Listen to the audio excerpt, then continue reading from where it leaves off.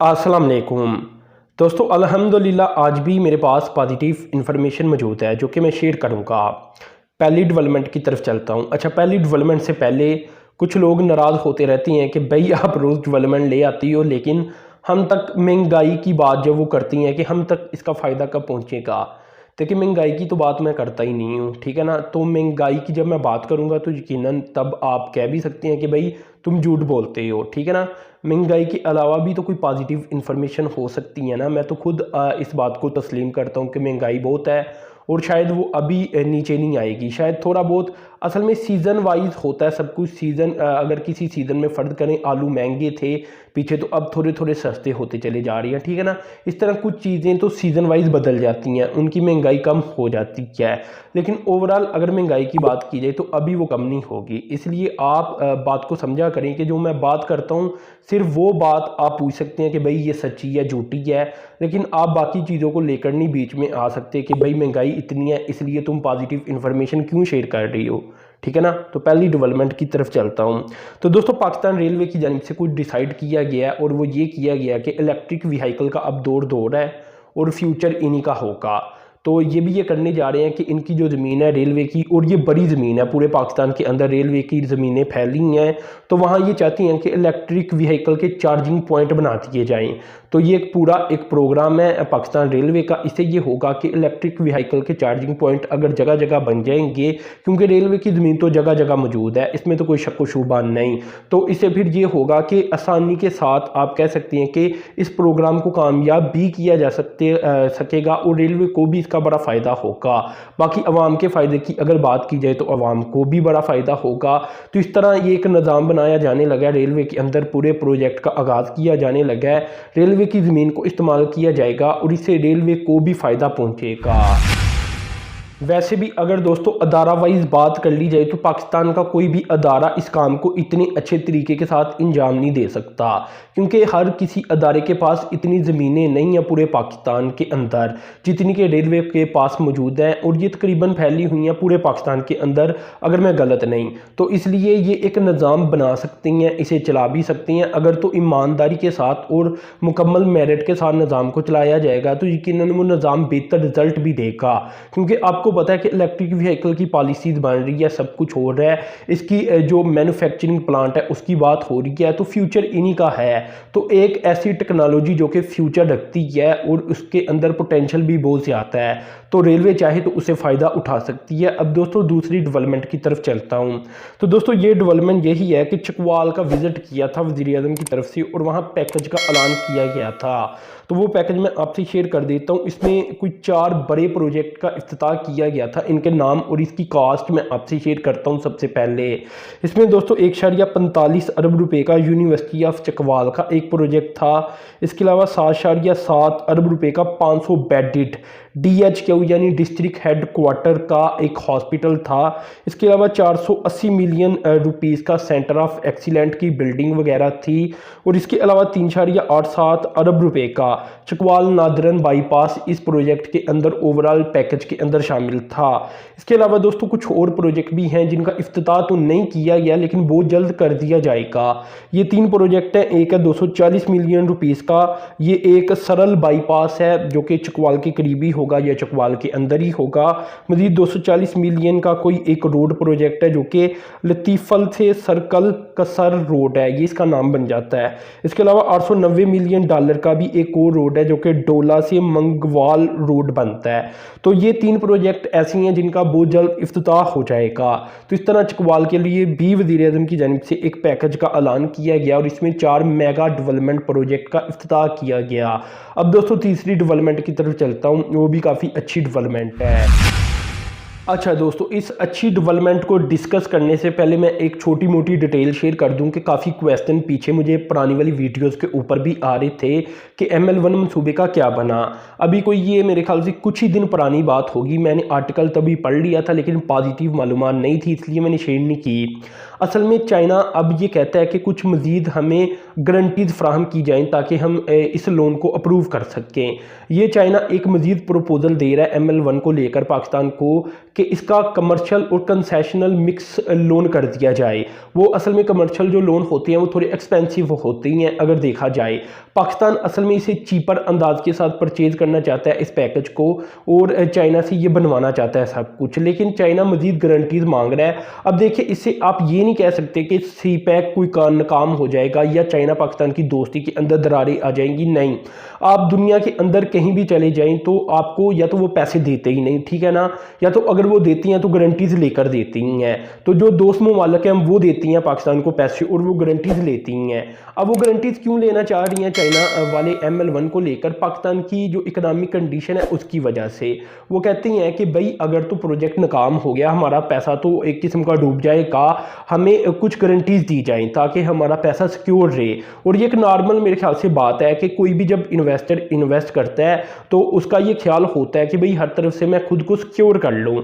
तो इसी अंदाज के साथ देखना चाहिए। अब चाइना की दोस्ती से मुराद ये तो नहीं है कि वो अरबों डॉलर इसी तरह पाकिस्तान के ऊपर ऐसे ही लुटा दे और वो चाहे प्रोजेक्ट फेल हो या कामयाब हो उससे फर्क ना पड़े।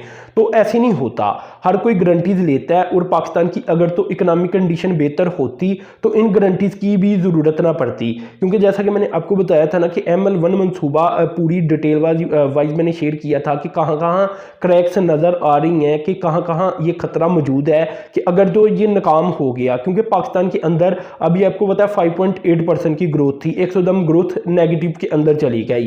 तो पाकिस्तान के अंदर जो सियासी बेचैनी है उसके इम्पैक्ट पड़ते ही हैं। और जब ये सारी दुनिया को पता है, चाइना को पता है, सऊदी अरब को पता है, बाकी दुनिया को पता है, तो इन्वेस्टर इन चीज़ों को देखते हैं इन्वेस्टमेंट करने से पहले। अगर तो कोई छोटी मोटी इन्वेस्टमेंट हो वो तो फिर हो जाती है बगैर गारंटीज के भी, लेकिन अगर बड़ी इन्वेस्टमेंट हो तो उसके ऊपर थोड़ी सी एडिशनल गारंटीज हर कोई मांगता है। अगर यही पाकिस्तान की ग्रोथ अच्छी होती तो यकीनन रेलवे के ऊपर भी इसका इम्पैक्ट अच्छा पड़ता, रेलवे का भी बड़ा अच्छा फ्यूचर होता, तो शायद चाइना इस तरह ना कहता। तो आप बात को समझ रहे होंगे कि इससे कोई CPEC को इतना इम्पैक्ट तो नहीं पड़ेगा, लेकिन फिर भी पाकिस्तान को ये एडिशनल गारंटीज चाइना इसलिए मांग रहा है कि भाई पाकिस्तान की हालत इस वक्त ऐसी है कि बड़ी टाइट है, सबको पता है। तो अगर पाकिस्तान अभी ग्रो करना शुरू कर दे, अच्छी ग्रोथ ले आए, तो यकीनन ये चीज़ें वापस पलट भी सकती हैं। तो इस वजह से ये प्रोजेक्ट थोड़ा सा डिले हो रहा है।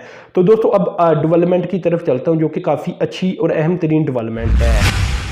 तो दोस्तों ये डेवलपमेंट आ रही है अफ्रीका से। तो पाकिस्तान का अफ्रीका के साथ जो ट्रेड है ये पहुंच चुकी है 4.18 अरब डॉलर तक। तो इसमें अच्छा खासा इजाफा सामने आया है, क्योंकि पाकिस्तान की ये कोशिश है कि अफ्रीका को अब टारगेट किया जाए। इसमें दोस्तों मैं आपको बता देता हूँ कि अगर तो कंपेयर कर लिया जाए पिछले साल के साथ, तो तब पाकिस्तान की जो टोटल ट्रेड बनती थी ये बनती थी 3.19 अरब डॉलर, जबकि पाकिस्तान की अगर एक्सपोर्ट की बात की जाए तो ये 1.38 अरब डॉलर से बढ़कर 1.48 अरब डॉलर तक पहुंची है।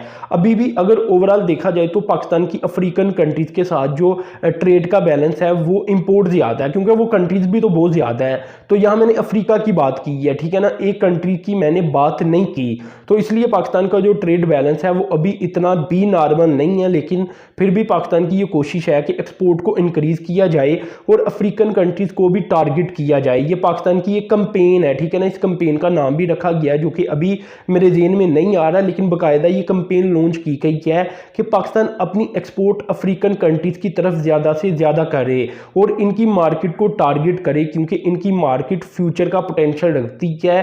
और अगर पाकिस्तान ने अभी टारगेट कर लिया तो पाकिस्तान को फ़ायदा होगा। आप इसके लिए चाइना को देख लें। देखें, चाइना ने ये नहीं सोचा कि पाकिस्तान की मार्केट छोटी है या पाकिस्तान इतना कोई अफोर्डेबल मुल्क नहीं। पाकिस्तान ने चाइना ने हमें टारगेट किया और यहाँ से अरबों डॉलर वो कमाता है। इसी तरह बाकी दुनिया से भी वो कमाता है, चाहे कोई अमीर कंट्री या कोई गरीब कंट्री है, चाइना किसी को भी नहीं छोड़ता। तो अमेरिका को भी वो टारगेट करता है और पाकिस्तान को भी करता है। अब पाकिस्तान और अमेरिका की इकानमी का कंपैरिजन तो मुमकिन नहीं। तो बताने का मकसद ये है कि पाकिस्तान को भी ऐसी ही पॉलिसी अपनानी चाहिए और वो अपना रहा है। अब दोस्तों एक इंतहाई अहम तरीन डेवलपमेंट शेयर करता हूँ। पाकिस्तान पोस्ट को लेकर ये डेवलपमेंट सामने आई है। दोस्तों एक अदारा है यूनिवर्सल पोस्टल यूनियन, ये ग्लोबल ऑर्गेनाइजेशन है पोस्टल सर्विसेज की। पूरी दुनिया के अंदर जितनी भी पोस्टल सर्विसेज है बशमूल हमारी यानी पाकिस्तान पोस्ट, ये इनकी रैंकिंग को जारी करती है और देखती है कि किसकी सर्विस कितनी बेहतर है। तो दोस्तों अगर तो देखा जाए इनकी 2020 की अब वाली रैंकिंग को, तो ये 170 कंट्रीज़ की रैंकिंग जारी की गई है और इसमें पाकिस्तान ने ज़बरदस्त कामयाबी हासिल की है। पाकिस्तान ने कुछ 27 दर्जे तरक्की की है और ये बहुत बड़ा नंबर बनता है पाकिस्तानी पॉइंट ऑफ व्यू से। क्योंकि दोस्तों अगर तो 2016 की रैंकिंग को देखा जाए तो 2016 के अंदर पाकिस्तान के 29 पॉइंट थे और पाकिस्तान का नंबर था 94 यानी 94। अब दोस्तों जो रैंकिंग अभी जारी की गई है इसमें पाकिस्तान 27 दर्जे तरक्की कर चुका है और पाकिस्तान की रैंकिंग 94 से कम होकर 67 के ऊपर आ चुकी है। तो ये दोस्तों बहुत बड़ी तब्दीली सामने आई है पाकिस्तानी रैंकिंग को लेकर और पाकिस्तान के ये पॉइंट भी तकरीबन 40 के करीब पहुंच चुके हैं। तो इस तरह ये बड़ी तब्दीली आई है पाकिस्तान पोस्ट के अंदर। इसमें दोस्तों मैं आपको बता देता हूं कि रैंकिंग के अंदर कॉन्फिडेंस चेक किया जाता है, रीच देखी जाती है, हार्डवर्क देखा जाता है और डेडिकेशन देखी जाती है। आप इसे इस तरह लें कि अगर तो एक पोस्टल सर्विस है उसकी क्वालिटी को चेक किया जाता है कि अगर वो ये क्लेम करती है कि 5 दिन के अंदर आपका पार्सल आगे पहुंचेगा तो वो पहुंचना चाहिए। उसमें ये कितनी आप कह लें कि कंपैटिबल है या कितनी अच्छे तरीके के साथ सर्विसेज फराहम कर रही है लोगों को, ये चीज़ें देखी जाती हैं। तो इसमें पाकिस्तान ने बेहतरीन तरक्की की है, इसमें कोई शक शुबा नहीं रहा अब, क्योंकि ये एक इंटरनेशनल लेवल की रैंकिंग सामने आ चुकी है। इसमें पाकिस्तान ने 27 दर्जे बेहतरी हासिल कर ली है। इसमें दोस्तों ये भी मैं आपको बता दूं कि पाकिस्तान ने जो EMS प्लस इस तरह की सर्विसेज का आगाज़ किया था जिसमें यह बताया जाता था कि कोई 3-4 दिन के अंदर या 5 दिन के अंदर पार्सल अगली कंट्रीज़ के अंदर जो आपका वो कस्टमर बैठा होगा उस तक पहुंचेगा। तो उस सर्विस की वजह से मेरे ख्याल से ये काफ़ी पाकिस्तान में बेहतरी आई है, क्योंकि पाकिस्तान की जो ओवरऑल पोस्टल सर्विस है वो काफ़ी बेहतर हुई है। इसके अलावा और भी बहुत कुछ किया गया था, तो अल्हम्दुलिल्लाह इससे काफ़ी अच्छा इम्पैक्ट पड़ेगा पाकिस्तान पोस्ट के ऊपर।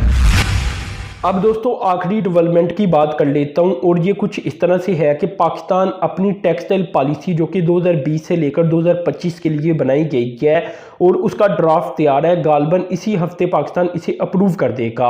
अब इकनॉमिक कोऑर्डिनेशन कमेटी की जानिब से इसे अप्रूव किया जाना है क्योंकि वज़ीर आज़म की जानिब से इसे अप्रूव कर दिया गया है। तो ये एक डेवलपमेंट सामने आ रही है। इसके कुछ मोटे मोटे पॉइंट्स मैं आपसे शेयर कर देता हूँ कि पाकिस्तान तकरीबन जो टेक्सटाइल और इसकी वैल्यू एडिड प्रोडक्ट्स है इसकी जो एक्सपोर्ट है इसे 5 सालों के अंदर $20 अरब के लगभग या इसके ऊपर करना चाहता है।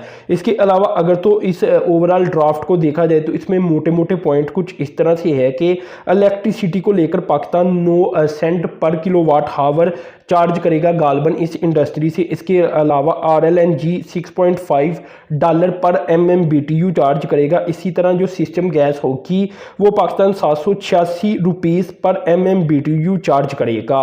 तो इस तरह ये कुछ पॉइंट मैंने आपको बताए, बाकी इसके अंदर बहुत कुछ है बताने के लिए, लेकिन क्योंकि वीडियो काफ़ी लंबी हो रही है और इसी हफ्ते के अंदर अगर तो ये अप्रूव हो जाती है तो फिर मज़ीद डिटेल के साथ मैं आपको इस पॉलिसी के बारे में बताऊंगा। तो दोस्तों अपने चैनल को सब्सक्राइब कर देना, साथ में जो बेल के आइकन पर क्लिक कर देना है। अब तक के लिए इतना ही था। अल्लाह हाफिज़।